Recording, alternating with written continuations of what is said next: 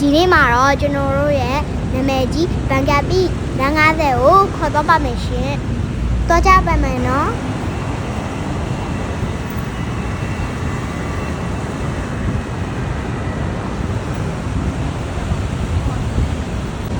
အခုကျွန်တော်တို့ရဲ့လမ်း50ကိုရောက်ပါပြီရှင်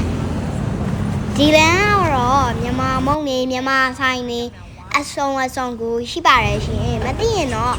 မြန်မာနိုင်ငံကိုရောက်သွားတဲ့အတိုင်းပါပဲရှင်။ကြည့်ရမယ်နော်။ဒါကတော့မွေးမွေးသမင်းဆိုင်ပါရှင်။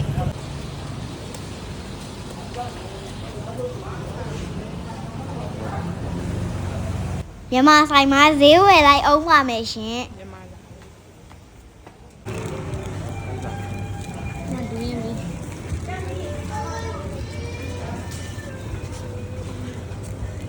ဒီတန်းလုံးကတော့ကျွန်တော်တို့ရဲ့မြန်မာတွေပဲရှိပါတယ်ရှင်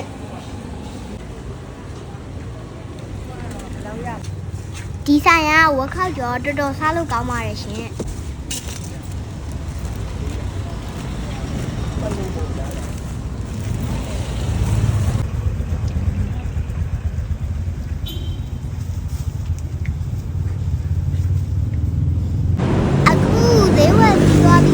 ပြန်ပါတော့ပါမယ်ရှင်ဘတ်စကားစီးပြန်ပါမယ်ရှင်ဘိုင်ဘိုင်